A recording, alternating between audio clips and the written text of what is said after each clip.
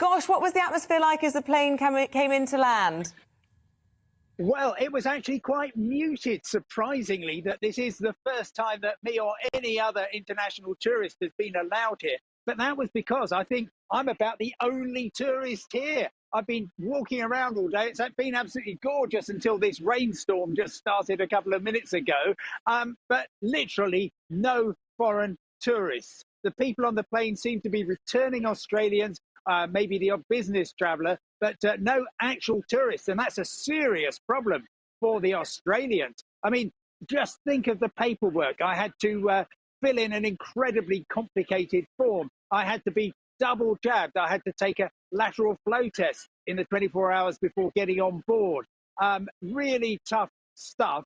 And you're not allowed to go to Western Australia. That's still closed for another 12 days. However, when we got to Sydney Airport, I was on the, I think, first or second flight. Everyone was given a koala and some red flowering gum to welcome us to Australia. They desperately need us back. It's a question of whether, having had that big keep out sign for a couple of years, people have kind of forgotten about Australia. Well, I guess people still want to get back there, but there is an issue, Simon, isn't there, in terms of what tourists can do when you get there? Because, I mean, the industry itself must be pretty wound down.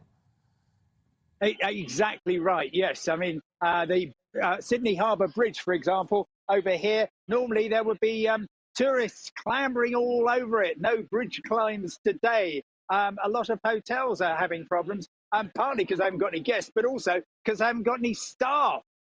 Lots of them rely on working holiday makers, and there's been very few of those coming in. So yes, it's sort of fairly dormant. Lots of Australians coming to Sydney, but that doesn't make up for the Brits, and in particular the Chinese and the New Zealanders, who are the two main nationalities coming to Australia. Well, they're not travelling anywhere at the moment.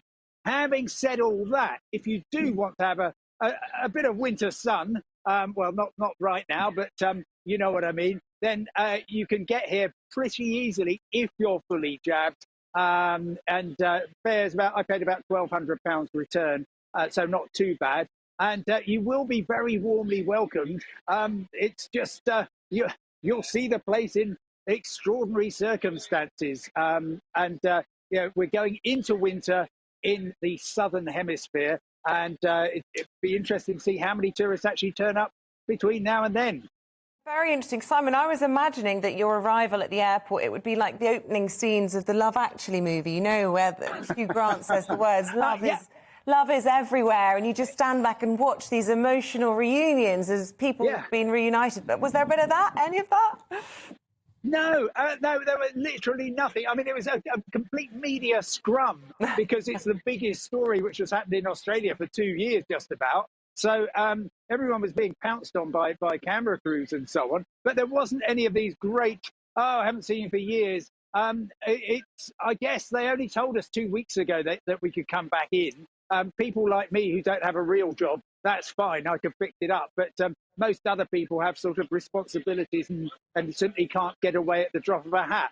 The idea is, talking to the travel companies, they say, yeah, they're getting loads and loads of inquiries about Australia, but actual bookings are focusing very much on the end of the year, October, November, December, which of course is going into the southern summer and that all-important Christmas spell. And if you're going to be going over then, well, expect to pay absolute top dollar for your flights. I was going to ask about the flights, actually, Simon. I mean, I would love to go to Australia just to be on the other side of the planet, really, and experience that. But what are the flights like? Because that's what puts me off more than anything else. Yeah, absolutely. So you're at Heathrow, you're wearing a mask while you're waiting for your flight. You're on the flight, it was about 12, 14 hours out to Tokyo, wearing a mask. In Tokyo Airport, where I was changing planes, wearing a mask. And then another 8 or 9 hours flying down from there, wearing a mask. And so, yeah, it is a bit onerous. It's not like normal times.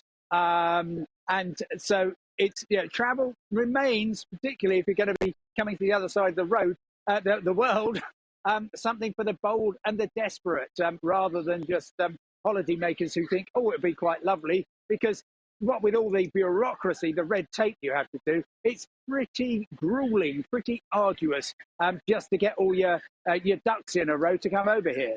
Well, Simon, I don't know how long ago you set off, but there's been a lot of interest in flights, departures and arrivals due to this barrage of storms that we're experiencing here in the UK. Pleased or not pleased to report that this morning more storms on the horizon. And of course, lots of planes actually having serious problems with those emergency landings and takeoffs. Well, yeah. Now, look, these things are absolutely spectacular. And Big Jet TV, what a fantastic spectacle it is. However, there is never any danger. The men and women who are flying those aircraft are absolutely trained for those circumstances in simulators. They know exactly what they're doing. They know exactly what the parameters are. They know whether or not they're going to be able to land that aircraft. And if they're at all in any doubt, then off they go for a go around, or indeed, as we saw, divert to Paris or to Bordeaux in France or wherever. So no danger, absolutely spectacular. But if you're an anxious flyer, I very much hope that watching those scenes actually makes you feel better, because you know what incredible professionalism and safety obsession there is in aviation. Oh, isn't that an interesting perspective? I like that. That's really looking at the positive side of it. Simon, how long are you down there for? I'm here for a week, and hopefully the weather's going to pick up a bit. But right now, well, it's a little bit of a washout. But on the other hand, it's getting close to 6 o'clock. I might even have to have a beer in a few minutes and reflect on life on the other side of the world.